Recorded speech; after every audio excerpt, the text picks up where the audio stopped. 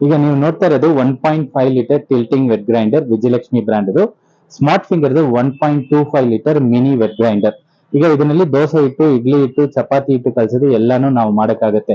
ಈಗ ಡೌಟ್ ಎಲ್ಲರಿಗೂ ಏನಂದ್ರೆ, ಓಕೆ ದೋಸೆ ಹಿಟ್ಟು, ಇಡ್ಲಿ ಹಿಟ್ಟು ಮಾಡ್ತೀನಿ, ಹೆಂಗೆ ನಾನು ಬೇರೆ ಪಾತ್ರೆ ಹಾಕು ಶಿಫ್ಟ್ ಮಾಡೋದಂತ ಎಲ್ಲರಿಗೂ ಡೌಟ್ ಇರುತ್ತೆ. ಈ ಟಿಲ್ಟಿಂಗ್ ವೆಟ್ ಗ್ರೈಂಡರ್ ನಲ್ಲಿ ಈ ನಾಬ್ ಒಂದಿರುತ್ತೆ. ಈ ನಾಬ್ ಜಸ್ಟ್ ಪುಲ್ ಮಾಡಿದ್ರೆ ನಿಮ್ಗೆ ಹಿಂಗು ಟಿಲ್ಟ್ ಆಗುತ್ತೆ. ಆಮೇಲೆ ಒಂದು ಪಾತ್ರೆ ಇಟ್ಬಿಟ್ಟು ದೋಸೆ ಹಿಟ್ಟು, ಇಡ್ಲಿ ಹಿಟ್ಟು ನೀವು ಶಿಫ್ಟ್ ಮಾಡಕ್ಕಾಗತ್ತೆ.